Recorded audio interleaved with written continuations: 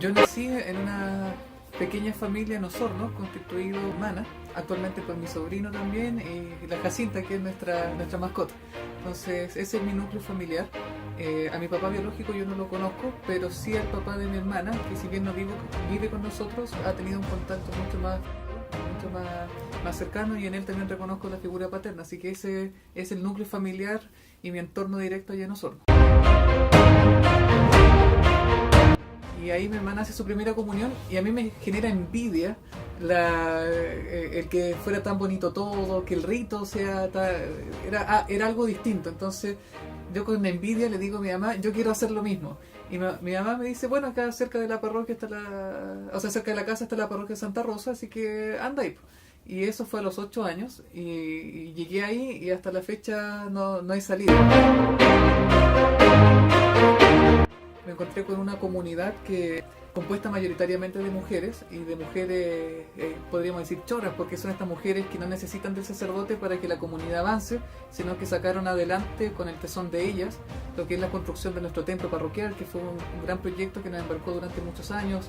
Entonces, en eso yo aprendí que tal vez la fe no se transmite, sino que se comparte, porque soy católico, porque decidí estar ahí, porque vi en mi comunidad, no solamente en la familia, sino que también en mi comunidad parroquial, Santa Rosa de Lima, un modo de vivir la fe que me cautivó.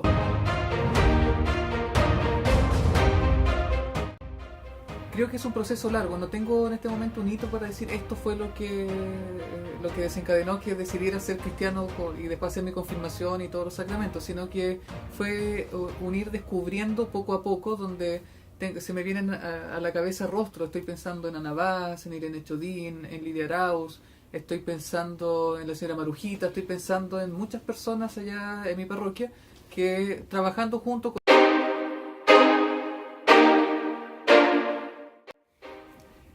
Es difícil de responder porque yo no...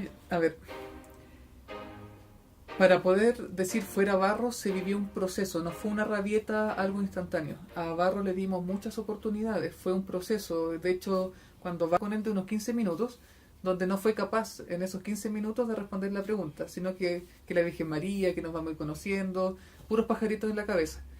No satisfecho con eso, yo estaba en Santiago, estaba haciendo un curso de verano en la Universidad de Chile, y regresé a la ciudad y me di cuenta que había harto desconcierto, pero todo callado. Nadie se atrevía a levantar la mano y decir, oiga, a mí me genera incertidumbre lo que está ocurriendo.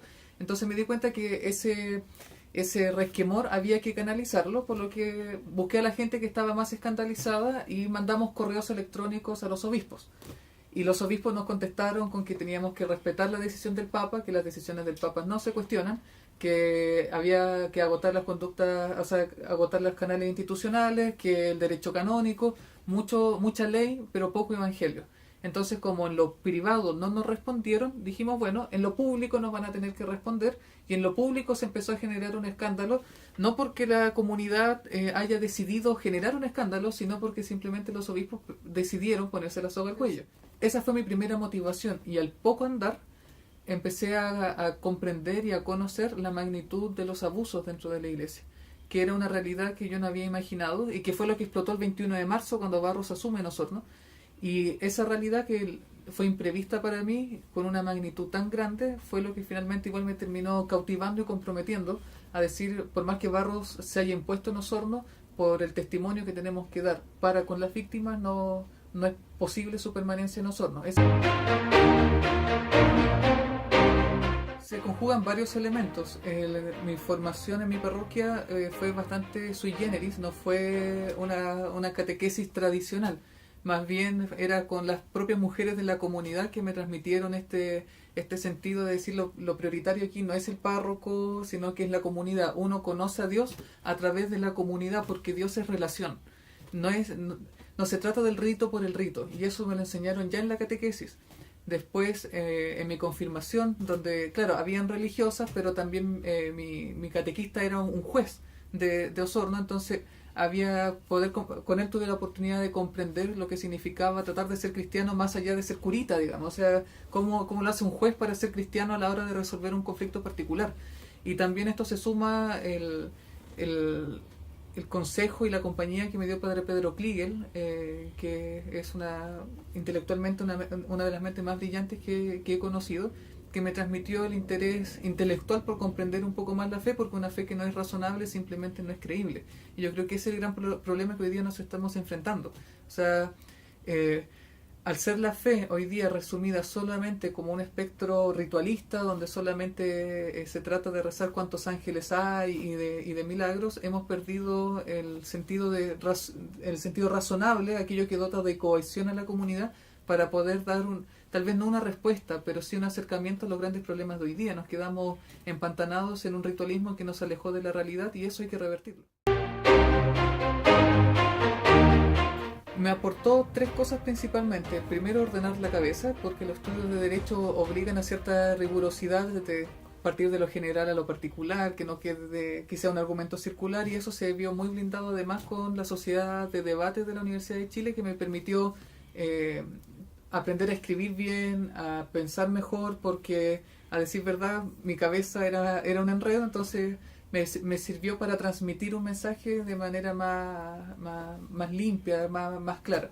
En segundo lugar, la universidad me transmitió, y ojalá esto fuera replicable en todos los claustros académicos, encuentro con personas que no eran cristianas, pero que en la búsqueda demostraban un cristianismo muy grande. O sea, yo en la conversación con masones, con ateos, aprendí mucho de lo que era la búsqueda cristiana. Y por último, también la carrera de Derecho me entregó el bagaje cultural y académico para hacer frente a intentos bastante sutiles de querer evadir la responsabilidad penal de los obispos en medio de la crisis de los abusos. La fecha fue el 21 de marzo del año 2015. Nosotros antes nos habíamos organizado y queríamos hacer una velatona fuera de la catedral mientras Barros asume, y el 21 de marzo quedó la grande, un callejón oscuro, el obispo Barro en la catedral de Osorno. Y en eso me acuerdo que cuando uno entra a la catedral, a mano derecha hay una especie de oratorio pequeño donde hay un Cristo de la agonía, donde la gente va a prender sus velas y los escolares a colgar nuestras corbatas. Yo también lo hice. Entonces, se lo dejó libre. Entonces, a mí ahí se me generó el terremoto. Comprendí de que Barros en ese contexto se transformó en el paradigma no solo del abuso clerical, sino de la impunidad a aquellos que permitieron que los abusos ocurrieran, porque teniendo conocimiento de los abusos no hicieron nada. Estábamos peleando contra Barros, yo me reía porque me tildaban de comunista, de revolucionario, y yo decía, oiga, pero si esto no tiene sentido. Un joven metido para pelear por la iglesia cuando la iglesia se ha transformado en algo irrelevante para la juventud. La iglesia, y yo creo que en justo momento, la sociedad nos arrebató a la iglesia lo que eran nuestras banderas de lucha. La justicia social, todo lo que era anunciar una buena noticia, hoy día uno lo ve ya no en la iglesia, que está más preocupada de que los obispos queden inmunes a la persecución de los fiscales a través de estos convenios medio truchos. Vemos que estas banderas de trabajo por el reino se presentan en ONGs, se presentan en movimientos sociales donde se congregan los jóvenes. Yo noto que la sociedad chilena, si bien ha dejado de ser estadísticamente desde el 1990 en adelante, la adhesión a la Iglesia Católica ha bajado, han surgido simultáneamente nuevas expresiones de espiritualidad y de trabajo comunitario. Yo creo que lo que pasó en Chile desde el 2011 en adelante es la mayor expresión de aquello, que demuestra de que los jóvenes están en una búsqueda incluso de trascendencia, pero no en la iglesia, porque la iglesia dejó de responder a un sentido místico, a una espiritualidad, sino que se transformó solamente en un derecho canónico seco. Yo creo que la búsqueda de los jóvenes, donde yo también me incorporo, porque también es mi búsqueda, es de comprender la relación. O sea, la preocupación por el abuso de poder, la preocupación por los abusos sexuales, la preocupación por el medio ambiente, la preocupación por los pobres de hoy día, porque los pobres de hoy día no son lo mismo que los pobres de los 60, demuestra una búsqueda de un encuentro con el otro, de tratar de reconocer mi individualidad en un colectivo. Cuando me ha tocado hacer clases en las escuelas de verano de la Universidad de Chile, siempre les digo a mis alumnos que me toca, que son de enseñanza media, uno no es persona porque está solo, uno es persona, se reconoce como individuo en medio de un colectivo. Tarzán se creía mono hasta que le colocó la mano a Jane en esa escena bonita de Tarzán. O sea, hay una búsqueda de encuentro con el otro. Y si Dios es relación, y ya en el Antiguo Testamento hay indicios que revelan que incluso ya los judíos entendían a Dios como una relación, finalmente esa búsqueda de encontrar en el otro un espacio como un legítimo otro es la gran búsqueda que estamos teniendo. No se trata, creo yo, de un juego de poder, sino de pensar como especie. Yo creo que esa es la gran búsqueda en la que estamos y en esa búsqueda, si podemos algunos iniciarla tratando de buscar a Dios, es tan válido, tan legítimo como aquellos que lo hacen simplemente por un sentido de sobrevivencia, de trascendencia, etcétera. O sea, tal vez esta iglesia institucional tenga que morir y creo que tal vez no tengamos que detener ese desangramiento, sino que creo que la institucionalidad de tanto boato, de tanto derecho canónico, yo creo que por lo menos yo no estoy interesado en hacerla sobrevivir y en eso ha sido una crítica constante sobre mi propio decir o mi propio actuar en estos 4 años que se inició con Barro. Entonces, tal vez esta iglesia no es la llamada a dar un mensaje, sino que son el encuentro con el otro a través de compartir la vida en comunidades pequeñas, una búsqueda. Los obispos, incluso los más progresistas, por decirlo de alguna forma, son incapaces epistemológicamente de comprender lo que están ocurriendo. O sea, los obispos no entienden, o sea, tratan de dar soluciones a problemas que no entienden, o dicho como lo dice Sol Serrano, tenían las respuestas y les cambiaron las preguntas. O sea, yo no creo que vaya a ser establecer puentes de interlocución con los obispos la forma de actualizarlos. A mi sobrina, veo a mi hijo y veo que en eso no... incluso hasta los centennials ya superaron en paradigma a los que somos millennials, por decirlo de alguna manera. Entonces, creo que como especie estamos cambiando a un ritmo vertiginoso donde simplemente los obispos no decidieron hace años no subirse al carro y no se van a subir ahora.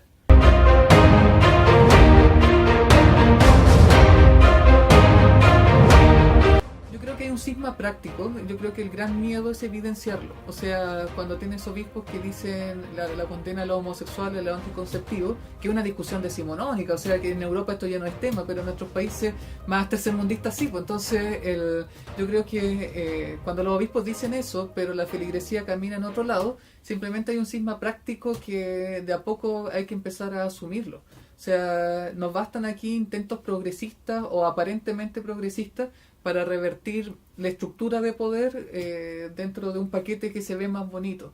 Entonces creo que en ese sentido estamos en presencia de un cisma práctico que espero que de a poco empiece a ser más evidente. Que Barro se vaya de Osorno, experimenté un proceso donde era de mucho compromiso, después un proceso muy depresivo, donde a la cresta con todo, y después un momento de reencantarse, tal vez no con la estructura, pero con lo que sí vale la pena, que es finalmente las propias comunidades. Y hoy día estoy en una búsqueda más, va a sonar raro lo que estoy diciendo, pero es una búsqueda más mística, porque los años de estudio traté de buscar o comprender la teología desde un punto de vista muy racional, desde un punto de vista casi tomista, así como qué significa creer en Dios, qué son los sacramentos, qué es esto, pero me di cuenta que se estaba secando el sentido pasional de la búsqueda de Dios, o sea, tratar de entender cuál era la búsqueda de Santa Teresita, de Juan de la Cruz, digamos, de entender ese deseo de creer, que es un sentido más pasional, más carnal,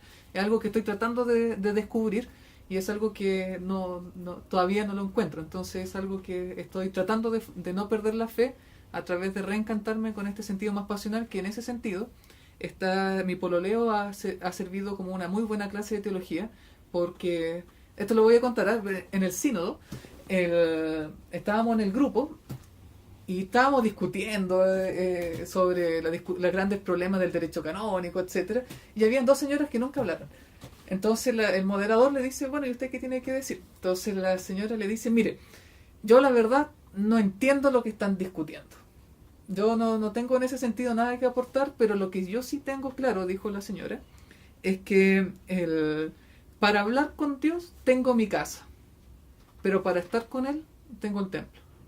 Y a mí esa frase de la señora a mí me fue una bofetada. De hecho, yo salí contando a un montón a Antonio Ventué, a Mauricio Juliá, a distintos amigos lo que me había sucedido, porque esa señora, que uno podría decir, incluso en su momento llegué a despreciar a esta señora pechoña, eso, la típica caricatura que uno hace, tenía una búsqueda mística en su fe, que era mucho más profunda de lo que tal vez los que hemos metido cabeza a lo que significa creer hemos comprendido. O sea, la señora, ese sentimiento de poder estar, ese deseo carnal de estar con Cristo, digamos, por eso la importancia del templo para ella, es algo que a mí me ofreció. ¿Cuál es la relación con la familia? Porque ahí comprendí, o sea, mi novia vive en Osorno, yo estoy en Santiago más en el tiempo. Y esperamos pronto estar juntos. Y ese deseo, extrañarla, extrañar a Francisca, por ejemplo, el de echarla de menos, echar de menos al Tommy. Entonces, eso es un sentimiento muy mamífero, pero que dije, oye, esto es muy teológico. O sea, si uno lo analiza desde el punto de vista de otro plano, digamos, desde la teología, esto también tiene que ser una búsqueda sobre lo que uno comprende que es Dios, porque si Dios es relación, esa necesidad de poder conversar con Él no puede ser solamente cabeza, tiene que ser algo más. Y en eso, por eso la búsqueda de los grandes místicos que estoy tratando de conocer de a poco, porque algo místico es como raro, o sea, a mí me recuerda a Yolanda Sultana, a Pedro Angel, ¿me entiendes? Entonces, pero no, místico es otra búsqueda, entonces estoy tratando de descubrir eso. De a poco, no puedo decir que he dado grandes avances, pero de a poco y tengo una intuición, y esa intuición me lo entregó precisamente mi relación de pololeo.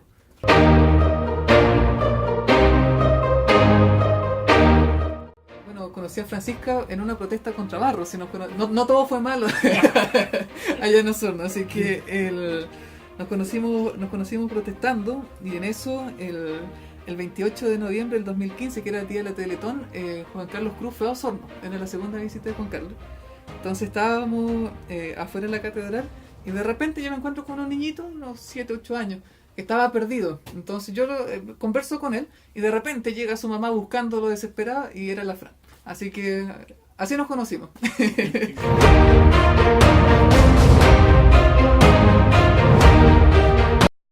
Parte orgánica de lo que me corresponde como secretario ejecutivo lo tengo clarísimo, tengo claro función con las comisiones, cuál es el rol de cada comisión, eso lo comprendo bastante bien. Pero qué cosa poder aportar o a qué desafíos embarcarnos va a ser un descubrimiento mutuo. Porque a decir verdad, yo igual me encuentro sobrepasado por la realidad que estamos viviendo.